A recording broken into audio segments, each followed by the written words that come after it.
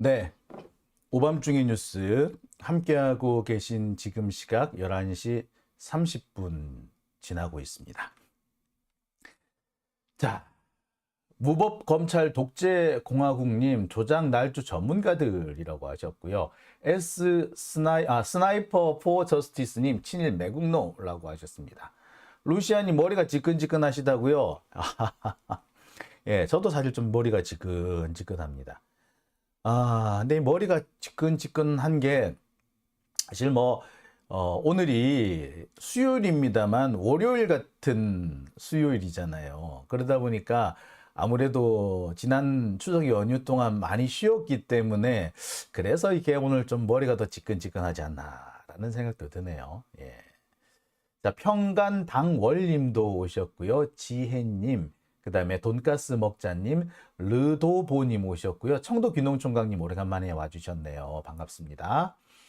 자, 그리고요, 보니까 아까, 예, 신풍님, 네, 후원해 주셨네요. 감사합니다. 재영장 청구, 오히려 박균택, 조상호 이분들은 들어올 테면 들어오라던데요. 예, 뭐, 그렇게 말씀하실 수도 있어요. 할 테면 해봐. 뭐, 이렇게. 어떻게 보면은, 우리 입장에서는 정해져 있는 수순이기 때문에 할 테면 해봐라고 준비를 바짝 하는 게 더 중요하죠. 제가 말씀드리는 것도요, 불안하다 얘기가 아니라 준비하자, 대처를 하자.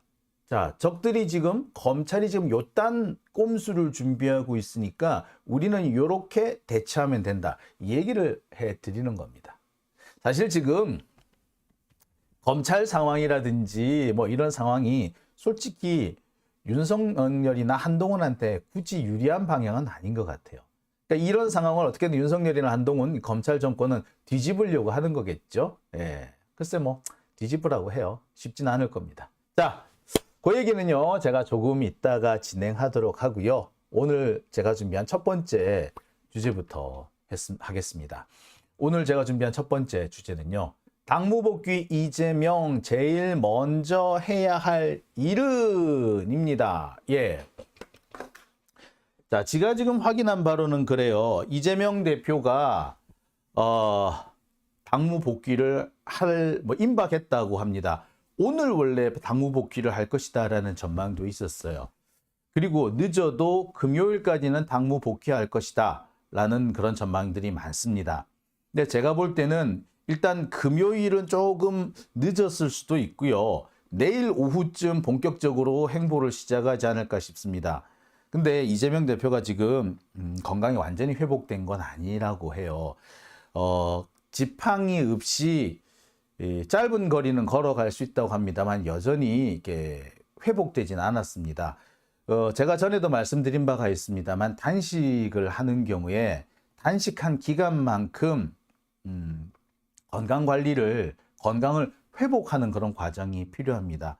24일 넘게 단식을 하셨다면 적어도 20일까지, 그러니까 한 3주 정도는 요양을 해야지 겨우 회복될까 말까요. 그런데 이 20일이 넘어가는 경우에는 사실은 20일에서 하루를 더 지나가면 지날수록 한 주가 더 회복을 해야 된다는 그런 얘기도 있습니다. 그러니까 만약에 이재명 대표가 24일, 25일 정도 단식을 하셨기 때문에 이 정상적으로 하자면 한 6주 정도는 회복을 해야만이 겨우 원래 체력의 한 80% 정도 복귀를 할 수 있는 상황이 되는 겁니다. 이게 단식이란 게 이렇게 쉽지 않고요. 이렇게 또 한편으로 좀 무서운 겁니다. 근데 지금 이재명 대표 단식을 중단한 지 이제 한 일주일 조금 넘었잖아요. 그렇기 때문에 현재 건강 상태로는 복귀가 쉽지는 않습니다. 하지만 지금 해야 될 일이 너무 많기 때문에 일단 급한 일부터 좀 진행을 하려고 하는 것 같습니다. 뭐 당장 해야 되는 일은 지금 강서구 선거에서 꼭 이겨야 되겠죠. 이기기 위해서는 이재명 대표가 회복이 안 된 건강이라고 하더라도 일단 현장에 나갈 필요가 있을 것 같아요. 그래서 시민들을 좀 끌어모으는 그런 시간이 필요하겠죠. 그런데 이왕이면 사전투표가 진행되기 전에 가야 됩니다. 그죠? 사전투표가 진행이 되기 시작하면요. 투표소 근처는 또 갈 수가 없어요. 이런 점들까지 다 고려한다면 동선을 좀 자유롭게 크게 문제없이 짜려면 내일밖에는 사실 시간이 없어요. 그래서 내일 오후 정도쯤에 복귀를 하지 않을까라고 생각이 듭니다. 자, 근데 강서구청장 선거는 뭐 순서를 정할 필요 없이 반드시 해야 될 일인데, 자, 강서구청장 선거 말고 이재명 대표가 꼭 해야 할 일이 있습니다. 무엇부터 해야 될까요? 자, 무엇부터 해야 될까요? 라는 의미보다 정말로 이건 절대로 안 하면 안 되는 일, 뭐가 있을까요? 자, 그 얘기를 좀 해볼까 합니다. 자, 오늘 뭐 어제부터죠. 이재명 대표의 당무 복귀와 관련해서 많은 기사들이 쏟아지고 있습니다. 장담할 수는 없지만 금주 내에 이번 주 안에 복귀할 것이다라는 그런 보도가 잇따르고 있죠. 그래서 지금 강서구청장 선거에 진교훈 후보한테 힘을 실어주는 방식. 그러니까 아무래도 유세장을 직접 찾아간 뭐 그런 게 될 상황이겠죠. 뭐 여러 가지 지금 상황을 보면은요, 퇴원을 더 미룰 수 없는 상황이 됐기 때문에 최대한 빨리 복귀를 할 것 같다. 뭐 이런 얘기들이 나오고 있습니다. 사실 당무는 이미 지난 추석 전부터 당무에는 일정 정도 복귀를 했죠. 그래서 병상에 있으면서 지금 뭐 조정식 의원이라든지, 그러니까 사무총장이죠. 사무총장이라든지 이쪽 분들한테서 보고를 받기 시작을 했습니다. 그러니까 당무를 진행은 분명히 하고 있어요. 하지만 그러니까 본격적인 복귀는 안 하고 있고, 무엇보다 국회에 출근하는 게 상당히 중요한 대목이거든요. 자, 그런데 그 시기가 아마도 내일, 늦어도 금요일 오전에는 나오지 않을까라는 생각이 드네요. 자, 그래야지 사전투표 들어가기 전에, 아니 사전투표 초반이라도 이재명 대표가 이 후보들을 표를 좀 끌어모으는 그런 모습이 되지 않겠어요? 제가 볼 때는 투표를 시작하기 전에 하는 게 아무래도 좋거든요. 그러니까 저는 내일 오후나 내일 저녁 때 강서를 가지 않을까라는 생각을 좀 해봅니다. 자, 어쨌거나 이재명 대표의 복귀가 초일기에 들어갔다는 보도도 지금 나오기 시작합니다. 심지어 일부 보도는요, 오늘 복귀할 것이다 라고 그렇게 보도한 데도 있었어요. 근데 오늘은 아직 복귀를 안 하신 걸로 보입니다. 근데 이 복귀를 서두르는 이유는 아무래도 강서구청장 선거가 이 총선의 바로미터라든지 총선의 전초전 같은 양상인데다가 지금 강서구청장 선거가 마치 이재명과 윤석열의 대리전 같은 양상으로 번지고 있기 때문입니다. 이 김태우라는 이놈이 꼬라지 보세요. 이 참 말본새 정말 더럽죠. 아니, 구청장 나오는 새끼가 왜 조민을 또 물고 들어지냐고. 진짜 더 지저분한 놈 아닙니까? 그러니까 이 적폐들이라는 놈들이 하는 짓이 이래요. 정말 지저분합니다. 구청장 나오는 애가 이제 유튜브 시작하는 애한테 왜 물고 늘어지냐고. 진짜 애 그릇이 그밖에 안 된다는 얘기죠. 그리고 뭐 박원순 그다음에 이런 분 사람들 거론하면서 민주당이 1,000억인가 1,000억을 토해내면은 지도 40억 토해내겠다 이딴 소리를 한다 그러죠. 근데 진짜 요놈 새끼 참 이 저질이야. 이게 딱 한동훈이 그런 식으로 하죠. 아니, 비교할 걸 비교해야지. 박원순 시장이 재출마했습니까? 또는 부산 시장 하셨던 오거돈 씨가 재출마했었어요? 안 했잖아요. 근데 지는 재출마했잖아. 재출마해서 문제를 삼는 거잖아. 재출마 안 했잖아, 우리는. 그죠? 지는 재출마했잖아. 누가 알면은 박원순 시장이 무덤에서 살아와서 재출마한 줄 알겠네. 오거돈 시장이 그만뒀다가 다시 복귀해가지고 출마한 줄 알겠네. 비교할 걸 비교해야지. 그런데 이 김태우라는 놈 하는 꼬라지가 보세요. 딱 한동훈 하는 꼬라지 딱 그대로죠. 이거는 어디에서 이런 행태들이 나오느냐면요. 적폐들이 자신의 이권을 수호하기 위해서 이권을 챙길 때 온갖 희한, 야리꾸리한 변명을 갖다 대면서 이권을 챙기거든요. 그럴 때 써먹는 화법이에요. 그러니까 그럴 때 써먹던 화법을 이런 선거판에 그대로 갖고 오는 거지. 얼마나 지저분한 놈입니까? 이렇게 지저분하게 선거를 하니까 사람들이 정치에 혐오감을 느끼는 거 아니에요. 그렇죠? 자, 상황이 이렇게 되니까 이 강서구청장 선거는 김태우란 놈이 후보로 나와 있지만 사실상 한동훈 혹은 윤석열이 이 대리전을 하고 있는 거나 다름없는 상황이 돼버린 거예요. 그럼 어떻게 해야 돼? 우리로서도 반드시 이 상황을 이겨야 되는 상황이 돼버린 거죠. 그럼 어떡하겠습니까?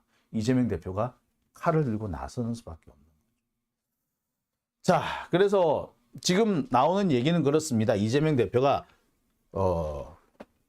선거에 직접 선거 현장에 참여할 가능성이 높다라는 얘기고 있죠.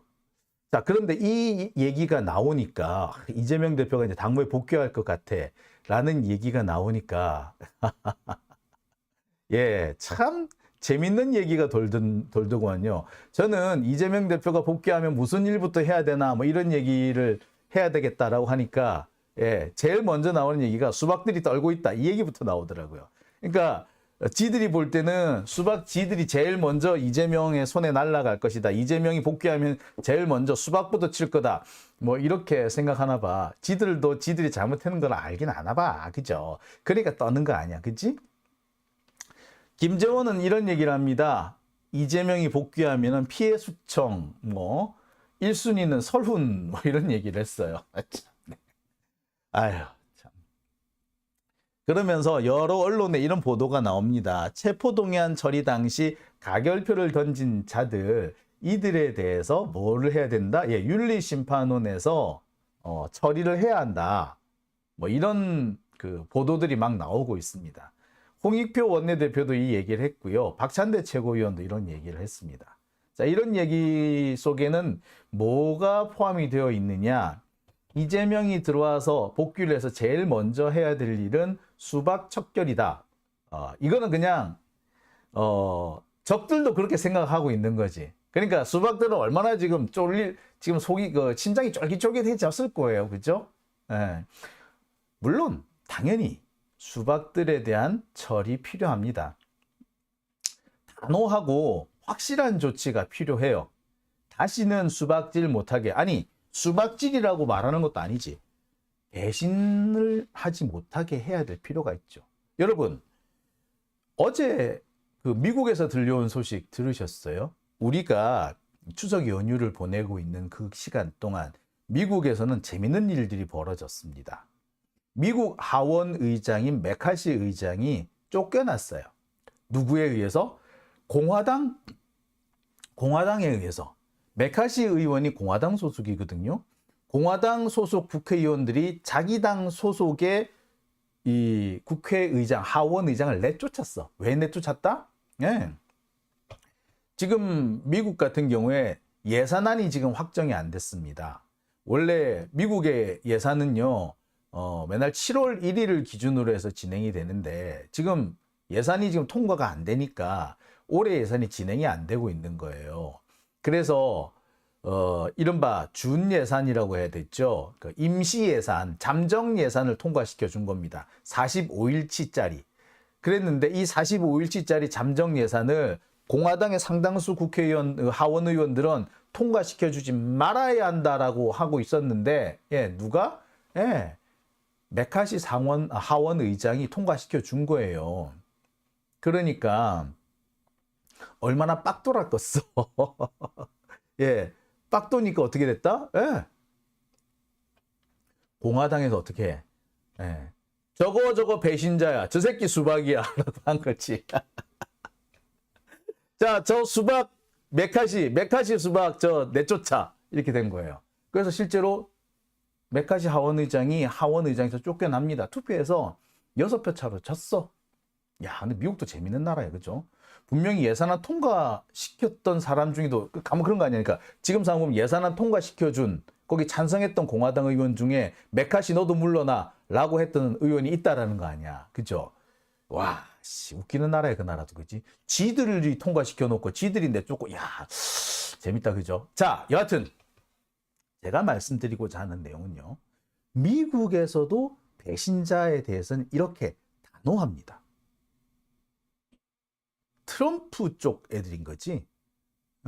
단호하게 쳐버린 거야.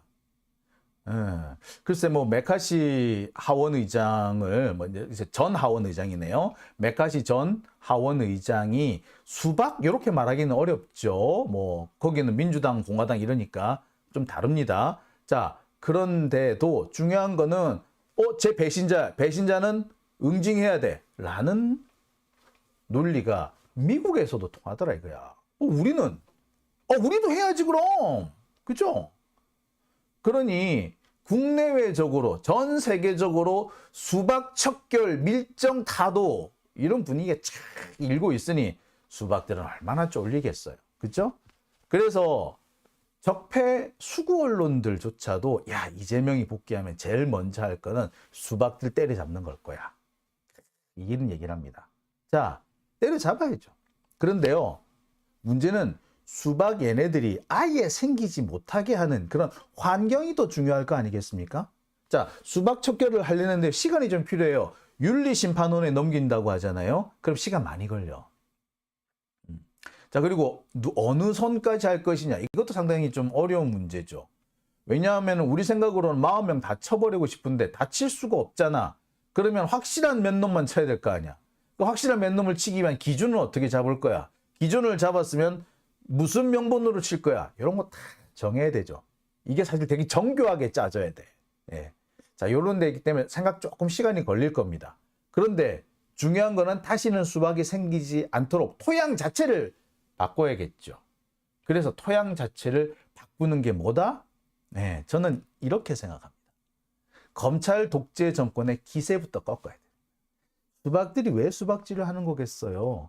검찰 독재가 이재명을 노리고 이재명을 꺾으려고 하니까 거기에 살짝 붙어서 거기에 발 하나 살짝 기대가지고 자기들이 이재명 포스트 이재명의 자리를 차지하려는 그런 사고방식이잖아.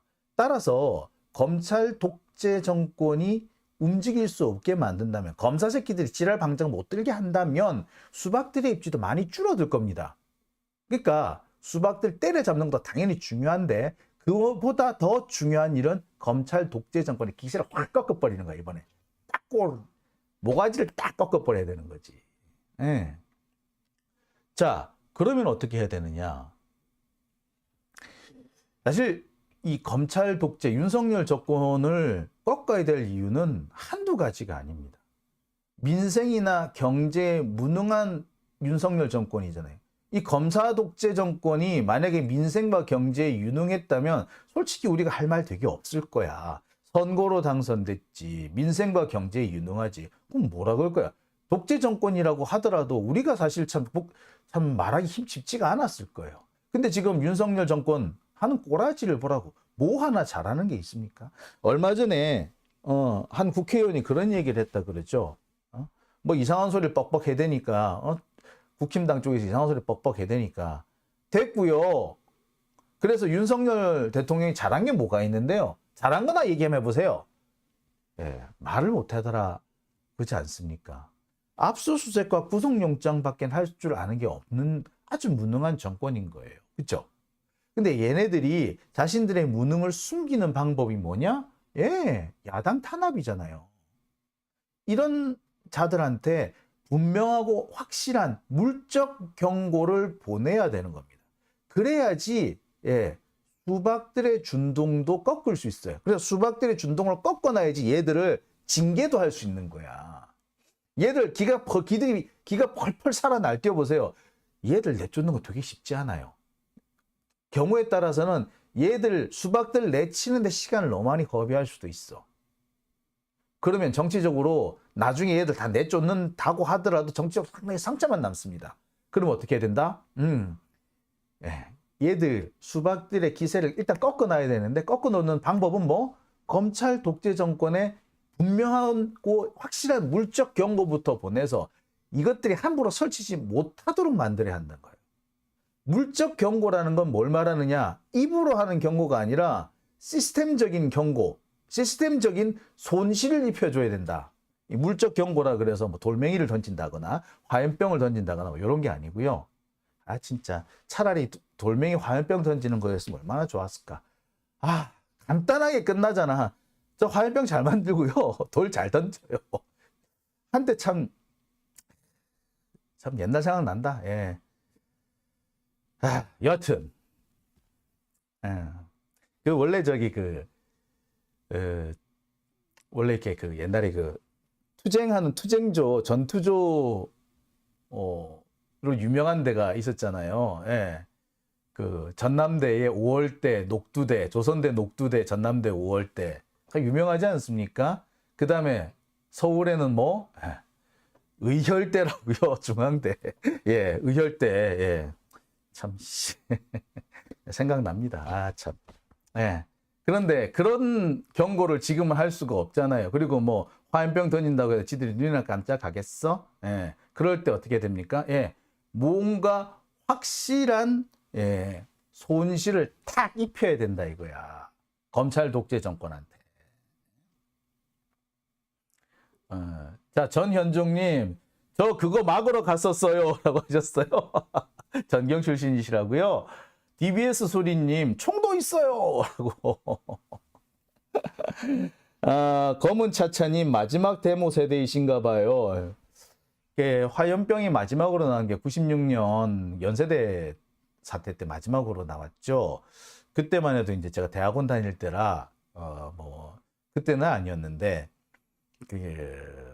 화염병 들고 가두에 나가는 마지막이 제가 기억하기로는 92년이었던 걸로 기억하거든요. 뭐 그렇네요. 자, 어쨌거나 자, 그러면 검찰 독재 정권의 기세를 꺾는 분명하고 확실한 물적 경고는 무엇이냐? 저는 한동훈과 이균용 요 두 놈이라고 생각합니다. 이들에 대해서 확실하게 제동을 못 걸면은요, 앞으로 각종 판결은 물론이고 검찰 수사가 윤석열 마음대로일 거예요. 지금도 검찰은 윤석열 마음대로잖아요. 그런데 여기에 한술 더 떠서 법원도 윤석열 마음대로 정말 마음대로 될 거예요. 지금 검찰이 장악한 행정부, 검찰이 장악한 사법부를 상징하는 사람이 한동훈과 이균용입니다. 윤석열은요, 한동훈을 앞세워서 정행정부를 장악합니다. 지금 보세요. 한동훈이 어쩜 저렇게 기껏 해봤자 법무부 장관 따위가 총리보다 더 설치잖아. 기껏해야 한동훈 따위가 법무부 장관 따위가 예산 가지고 시비를 떨잖아. 그 국회의 예산 심의권을 가지고 시비 터는 그런 일을 벌이고 있죠. 누가 보더라도 행정부는 한동훈한테 장악돼 있는 상황이죠. 누구말로 따라 왕장관인 거지요. 자, 윤석열이 장악한, 검찰이 장악한 행정부를 상징하는 사람이 한동훈입니다.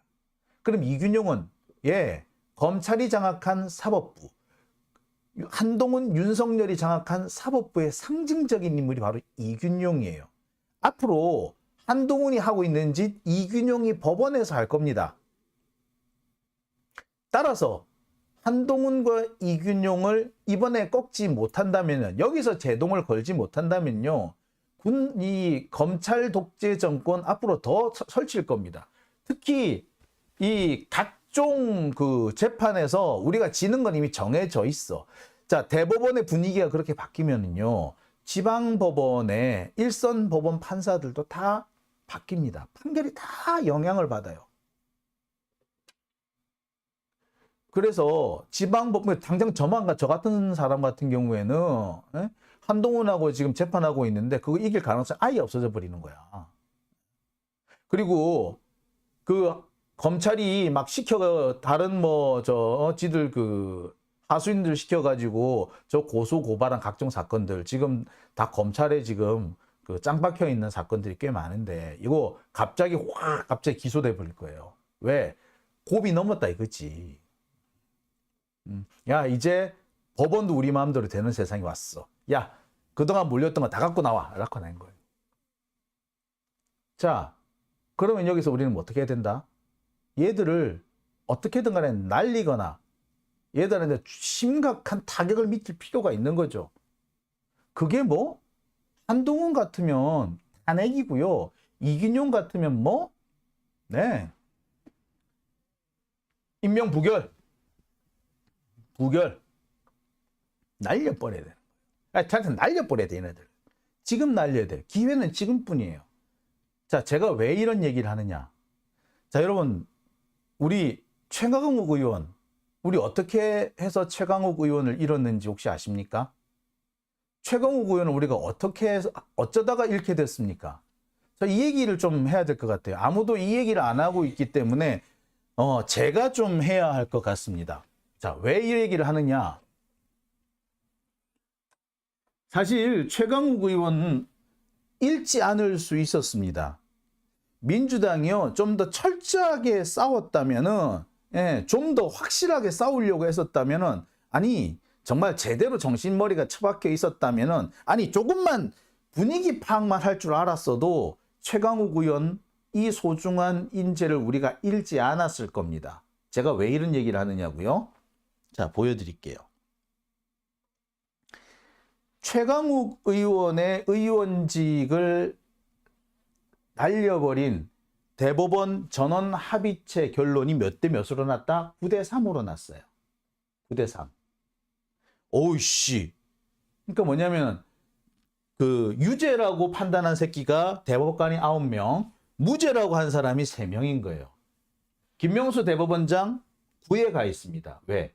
원래 대법원장은 전원 합의체에서 가만히 있다가 다수 의견 쪽에 힘을 실어주는 것이 대법원장의 그다음 관행이에요. 관례예요, 관례. 그래서 뭐 6대6 보통 그러니까 대법원 같은 경우에 재판에 참여하는 대법관 수가 12명입니다. 여기 대법원장까지 13명인 거죠. 그래서 6대6이 나오면 누구한테 표를 준다? 예. 대법원장이 자기가 한쪽에 줘. 근데 만약에 7대5가 나왔다? 그럼 어떻게 돼? 예. 7쪽에 대법원장이 표를 얹어줍니다. 그래서 8대5를 만들어주는 거예요. 자, 그럼 9대3이라는 건 뭐다? 결국에는 8대3이었던 거지. 여기 김선수 그 대법관은 회피했죠. 자기가 스스로 나랑 저 최강욱이랑 가까운 사이야. 그래서 회피를 해버렸잖아요. 아, 참 김선수 대법관 참 너무 정직해. 아이씨. 자, 여하튼. 그러니까 원래는 8대3이었다는 얘기죠. 자, 여하튼, 자, 요렇게 났는데, 이 12명, 13명의 대법관 중에서 윤석열이 임명한 새끼가 몇 명? 3명. 이 3명이 작년하고 올해 사이에 임명이 된 겁니다. 작년하고 올해 사이에 바뀌었어요. 오석준부터 시작해가지고 한 3명의 대법관이 윤석열에 의해서 지명이 됐습니다. 만약에 이 세 명이 바뀌지 않았다면, 그 전이었다면 어떻게 됐을까? 뭐 가정을 하는 것은 크게 의미가 없을 수는 있습니다만, 이거 윤석열이 지명한 3명을 제껴놓고 보면은 6대6이었다는 얘기지. 자, 여기에 대법원장은 전압에서 다수 의견에 손을 들어준 게 관례인데, 그렇다면은 계산해보면 5대7이 될 수도 있었다는 얘기인 거지. 여기 가 있을 대법원장의 자리가 1로 갈 수도 있었던 거죠. 5대6이니까 7대5로 만들어주는 거잖아. 그죠? 예. 이렇게 될 수 있었다라는 거예요. 즉, 윤석열이 지명한 대법관 3명, 이거를 민주당이 추인을 해주지 않았다면, 대법관은요, 국회 동의 없이는 임명을 못해요. 대법관은. 그럼 어떻게 해야 돼? 민주당이 안 돼. 뭐 이런 이상한 놈을 대법관이라고 하고 있어. 오석준부터 해가지고 이 팀이한 놈들. 사실 그 대법관 이거 윤석열이 지명한 대법관 3명은요. 다 어떤 사람이냐면 윤석열과 매우 가까운 사람이거나 그게 아니면 대충 눈치 보고 그 다수를 잘 따라가는 예, 눈치 아주 약삭 빠른 대법관들이었단 말이에요. 그런 사람들이기 때문에, 그리고 솔직히 보면 이 사람들 재판 제대로 하던 사람이 아니다. 쟤 조금 너무 보수적이다. 너무 뭐냐면 강자 쪽에 손을 많이 들어준다. 약자에 대한 그 배려가 너무 없다. 이렇게 지적을 많이 받던 그런 사람들이었다고. 다 잘랐어야 됐어. 못하게 했었어야 돼요. 뭐 그것뿐입니까? 그 중에는 보면은 재산 등록에 문제가 있는 사람이라든지 또 800원짜리 대법관 있잖아. 800원. 800원 횡령했다고 잘라버린 해고를 정당하다고 했던 그 대법관 있잖아요. 그런 애들을 어떻게 대법관으로 임명하냐고. 만약에 그런 애들을 민주당이 다 걸러내고 야 이런 사람 대법관을 절대 못 받아들여 라고 했다면 최강욱 의원 우리 잃지 않을 수도 있었다는 얘기죠. 어디까지나 가정이고 어디까지나 너무 산술적이고 기계적인 분석일 수도 있겠지만 적어도 이렇게 참혹하게 패하지는 않았을 거란 얘기입니다. 우리가 최강욱 의원을 살릴 수도 있었다는 거지. 최강욱 의원요. 왜 들어갈 때나 나올 때나 웃고 들어가고 웃고 나오는 줄 아세요? 다 알았다는 얘기인 거지. 윤석열이 지명한 대법관이 3명인데 얘가 최강욱 편을 들어주겠냐고. 만약에 민주 진보 진영에서 지명한 3명 이 사람들은 우리를 배신할 가능성이 있지. 하지만 적폐들이 지명한 애들은 절대 적폐를 배신 안 해요. 왜? 지들이 이익이랑 관련돼 있기 때문에. 민주 진보 진영에 지명한 3사람은요. 이 사람들이 진짜 민주 진보 진영이 아니라 경우에 따른 적폐와 우리 진보 진영 사이에 양다리를 걸치고 있는 눈치 빠른 그런 애들인 경우도 있어요. 자, 그래서 우리가 지명한 3명은 우리 편을 안 들 수가 있지만 적폐가 지명한 3명은 반드시 걔네들 편을 드는 거야. 자, 이걸 싹 빼고 생각을 해봤으면 어떻게 됐겠냐고. 틀려요. 상황이 틀린다고. 전혀 다른 상황이 났다고. 여러분 어떻게 생각하십니까?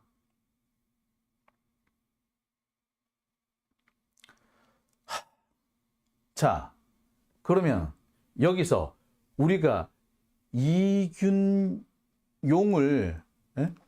국회에서 민주당이 이균용 대법원장을 절대 인준해 주지 말아야 되는 이유가 여기 있는 겁니다. 자, 윤석열이 지명한 대법관 3명 얘네들도요 눈치를 아마 볼 겁니다. 이균용이 날아가는 꼴을 보면은 자기들도 뜨끔할 거예요. 자, 그러면은 정말 함부로 판결 내리지는 못할 겁니다. 지들도 뒷일을 생각해야 될 거 아니야. 자, 어떻습니까? 이균용 꼭 날려야겠죠. 이거는요 시스템의 문제입니다. 만약에 이런 상황을 뻔히 알면서 이균용을 그대로 놔두고 그대로 대법원장에 임명하도록 내버려 둔다면 앞으로 무슨 일이 벌어질지 몰라요. 이번에 기각됐던 이재명 대표 영장 다음번에는 발부될 수도 있어요. 진짜로. 지금 검찰이 그걸 노리고 있는지도 몰라. 이균용이 통과되면 법원의 분위기가 바뀔 것이다라는 것은 판사들 사이에서 이미 합의가 돼버렸어. 누구나 다 아는 얘기. 그 정도예요. 그러면 검찰은 어떻게 하겠어? 야, 이균용이 될 때까지 좀 기다렸다가 영장 청구해 라고 할 수도 있겠죠. 그죠? 그럼 어떻게 해야 돼? 일단 이균용부터 날려야 돼요. 절대로 해주면 안 되는 겁니다. 자, 두 번째는요, 한동훈 부분입니다. 뭐 우리가 한동훈 반드시 탄핵해서 한동훈을 장관 자리에서 끌어내려야 한다는 점에 동의하지 않는 분들은 없죠. 그런데 자, 구체적인 얘기를 좀 제가 해드릴까 합니다. 지난 추석 연휴 기간 동안요, 검찰이 참 바빴대요. 이재명 대표를 수사했던 이른바 이재명 수사팀은요, 거의 대부분이 연휴 내내 출근을 했다는 얘기까지 들립니다. 일부 보도에 보면은요, 검찰이 영장을 재청구할 것이냐 아니면 불구속 기소할 것이냐를 놓고 고심을 거듭하고 있다, 이런 보도가 나오기도 했습니다. 또는 일부 보도에는 보면요, 혐의 소명과 관련해서 증거를 보강하려고 한다. 그러니까 왜 이번에 그 판사님 있잖아요. 예. 영장을 기각해준 그 판사. 이 판사가 지적했던 게 뭡니까? 그, 백현동도 그렇고, 그 대북 송금도 그렇고, 이거 뭐 혐의가 소명이 잘 안 됐다. 이런 얘기를 했잖아요. 그렇다면 검찰 입장에서는 어떻게 해야 돼? 혐의 소명을 보강을 해야 될 거 아니야. 그치? 자, 이거를 본게임, 기소 후 본게임을 위해서 보강을 할 수도 있지만 이왕 보강을 한 거면 검찰은 뭐부터 하겠어? 예, 영장 재청구부터 할 겁니다. 그리고요, 박영수 영장 발부 상황에서도 보듯이 첫 번째 영장은 기각되는 사례가 왕왕 있습니다. 과거에도 보면요, 뭐 구속영장이 한 번 기각되고 두 번째는 발부되고 그런 경우가 적지 않게 있었습니다. 그러니까 검찰 입장에서는 두 번째는 반드시 발부되게끔 하려고 한 번 더 청구를 하려고 할 수도 있을 겁니다. 법원 입장에서도요, 영장이 두 번째, 같은 사람에 대해서 두 번째 영장이 청구되면 기각하는 게 쉽지가 않습니다. 상당히 부담스럽단 말이에요. 그러면 어떻게? 검찰로서는 자신들이 재청구를 하면은 일단 첫 번째보다는 확실히 가능성이 높아진다고 생각할 겁니다. 당연히 그렇게 생각할 거예요. 지금까지 관례도 그랬고. 그렇기 때문에 지금 검찰은 사실상 재청구 쪽에 무게를 두고 그쪽에 염두를 두고 준비를 진행을 하고 있다라고 보는 게 맞습니다. 검찰 입장에서는요, 지금 상태에서 재청구를 안 하잖아요. 그러면 사실상 자신들이 패했다는 거, 패배를 인정하는 겁니다. 패배를 인정하고 본 게임에 들어간다? 그거는 뭘 말한다? 이미 시작하기 전에 지고 시작하는 겁니다. 법원의 판사도 그럴 거예요. 1심 담당 판사도 그럴 거예요. 구속영장도 기각이 됐는데 구속영장 기각 사유가 이게 혐의가 소명이 안 됐어 라면은 1심 판사는 야, 영장 판사가 혐의가 소명이 안 됐다고 이렇게 판단을 내렸는데 1심 판사가 유죄 선고 내리기도 쉽지가 않단 말이에요. 그렇죠? 그게 부담이란 말이야. 그러니까 검찰이 왜 굳이 바득바득 영장을 받아내려고 하느냐면 이게 사실 예비심사, 형사소송의 예비심사 같은 성격을 가지면서 바득바득 그 영장을 받아내야만이 수단과 방법을 가리지 않고 영장을 받아내야만이 본게임에 들어가서 자기들이 훨씬 유리하고 그 1심 판사들 역시 부담감이 준단 말이에요. 그래서 바득바득 우겨가지고 하려고 하는 겁니다. 그러니 검찰 입장에서는 뭐야? 어떤 측면에서 보든 간에 재청구를 할 수밖에 없는 상황인 거죠. 그러니까 지난 추석 연휴에 나와가지고 이렇게 바쁜 거지. 안 그러면 지들이 불구속 기소할 것 같으면 뭐 시간 여유 있게 하지. 뭐 굳이 그 연휴 기간에 나올 이유가 뭐가 있냐고. 얘들 재청구하려고 하는 거야. 자, 게다가 이런 얘기도 있습니다. 제가 며칠 전에도 말씀을 드렸습니다만 제가 이 취재를 진행을 하는 중에 전직 검사였던 어떤 분이 그런 얘기를 하더라고요. 한동훈 조심해라. 얘 절대로 여기서 멈출 애 아니다. 얘 마지막까지 승부수를 던질 애다. 얘는 할 수 있으면 끝까지 덤벼들 애다. 얘 이 독한 놈이다. 그런 얘기를 해요. 자, 한동훈이 이런 놈인데 그 밑에 있는 검사들이 그 한동훈의 이런 독종 한동훈의 생각을 무시하고 그런 뜻을 쌩까고 불구속 기소를 할 수 있겠어요? 못하죠. 절대로 못합니다. 장관님 뜻이 그렇다는데 그럼 해보지 뭐 라고 할지언정 야, 장관의 뜻이고 나발이고 가네. 야, 씨, 안 돼, 이거 하지 마. 라고 하겠어요? 그렇게는 못하죠. 더군다나 지금 이원석 그 검찰총장 그 있는 듯 마는 듯 하는 그 바지도 보세요. 사실 원래 그 검찰총장 이원석이하고 한동훈이하고 되게 그 경쟁 라이벌 관계라고 해요. 이원석이 학교는 훨씬 선배인데 그 사법 그 연수원 기수가 27기로 똑같단 말이야. 근데 둘이서 얼마나 이렇게 그랬겠어요. 경쟁이 좀 심했겠어. 근데 지금까지는 이원석이 조금씩 앞서 있었는데, 예, 검찰총장 여기부터 확 뒤집어진 거야. 좀 자존심 상할 거예요. 걔네 입장에서는 예, 어떻게 할 거야? 반드시 여기서 뭔가를 밀어붙여서 성공을 해야지 자기가 입지가 나아질 거란 말이야. 그러니까 어떻게 생각하든 간에 일단 검찰은 재청구를 한다고 봐야 되는 겁니다. 재청구 시점은요, 느긋하게 잡을 거예요. 12월 9일 이후가 될 거로 보입니다. 정기국회가 끝나고 난 이후인 거죠. 지금 같은 경우에 이제는 그 체포동의안을 상정을 하더라도 체포동의안을 보내더라도 민주당 쪽에서 오케이 해줄 사람은 아무도 없죠. 이제는 전부 다 부결이 나올 겁니다. 이제 가결 나올 가능성은 없어요. 이제는 확실히 없어졌지. 그렇다면 검찰 입장에서는 어떻게 하겠어? 체포동의안을 국회에 보내는 게 아니라 체포동의안을 안 보내도 되는 시점에 하겠죠. 그럼 언제? 국회가 끝난 시점에. 국회는 언제 끝나는데? 12월에 끝나요. 이번에 지금 예산 국회가 좀 남아있기 때문에 보통 예산 국회가 12월 9일까지 끝을 내야 되거든요. 예산 그 통과 시점이 12월 9일이에요. 그러니까 이때까지 뭐 끝날 가능성이 좀 제일 높긴 합니다만 끝나지 않을 수도 있어요. 예산 국회가 12월 9일.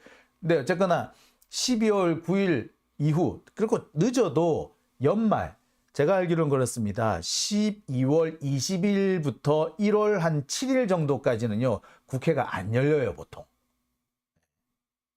왜냐하면 연말 연시기 때문에 국회의원들이 다 지역구 간단 말이에요. 자기들도 무슨 그 행사해야 될 거 아니야. 그죠? 연말 연시 행사해야 될 거 아니야. 더군다나 이제 선거도 다가왔는데 얘들이 그냥 그 연말 연시에 지역구 안 내려가겠어요? 다 내려갈 거예요. 그러니까 그런 것들을 위해서 한 12월 20일부터 1월 7일 요 정도까지는 비워둬요. 요때 맞추겠다는 거예요. 요때 영장을 탁 청구하면 어찌 된다? 이때 영장을 청구하면은요, 그냥 출석해야 돼요.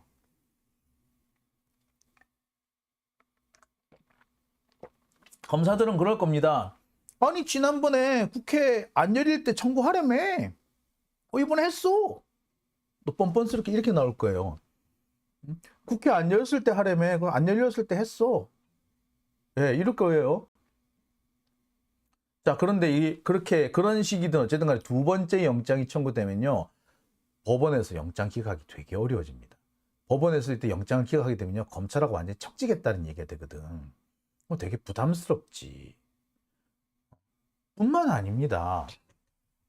그런 상황이 생길 걸 대비해서 검찰이 요새 지금 단도리도 하고 있잖아. 판사들 막 수사하고 막 그러고 있지? 예, 포석이에요, 얘네들이. 자, 그러면 이런 상황까지 안 가려면 어떻게 돼? 12월 9일 예산국회가 끝나기 전에 한동훈에 대한 뭘 해야 된다? 예, 탄핵을 발의를 해버려야 돼. 탄핵 소추를 해버려야 돼. 그래야지.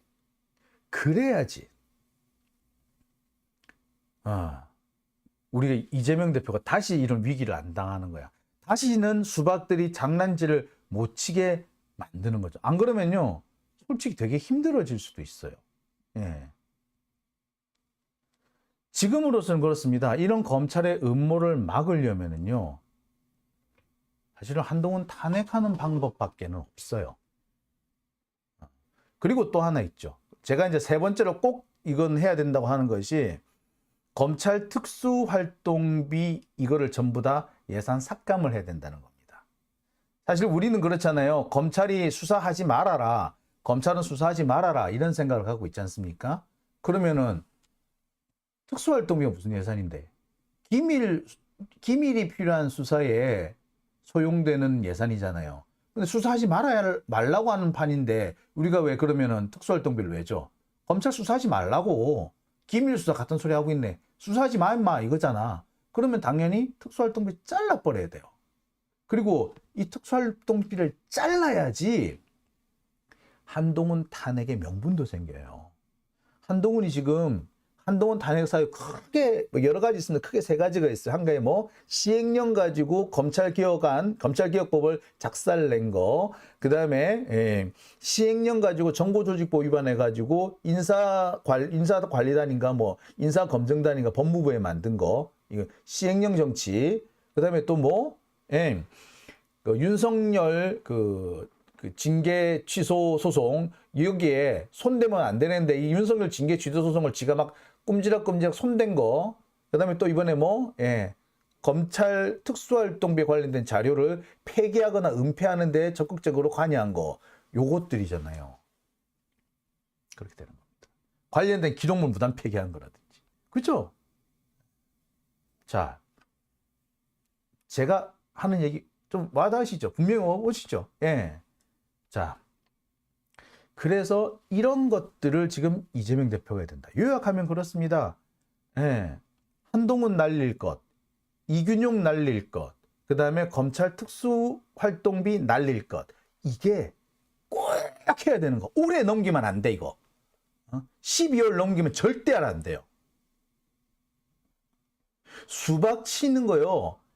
예, 시간을 느긋하게 두고 내년 총선 전까지만 정리하면 돼요. 아니, 내년 총선에 출마만 못하게 막으면 될 거 아니야. 그지? 솔직히 말해서 얘네들 잘라내는 것보다 공천 안 주면 올해 땡이야. 솔직히 말하자면. 힘들어서 자르면은 얘들 또 탈당해가지고 또 당 만든다고 그럴 수도 있어요. 그럼 어떻게 해야 돼? 그냥 얘들 함부로 나대지 못하게 목줄 잡고 있다가 공천 안 주면 땡이야. 고로 땡. 그죠?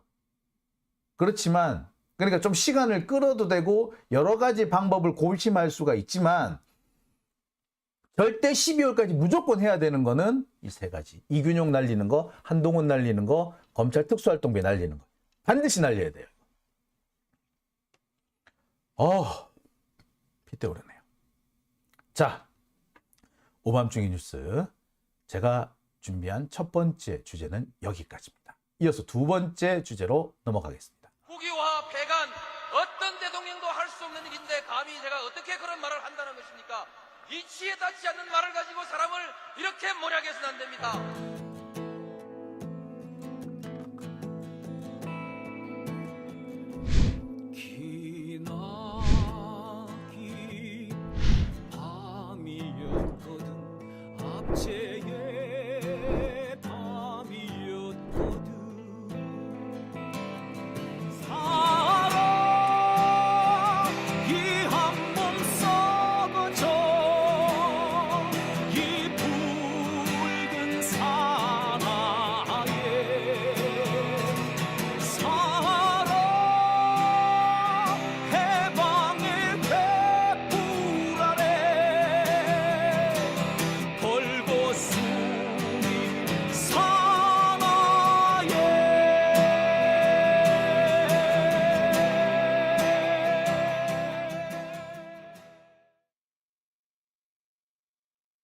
네.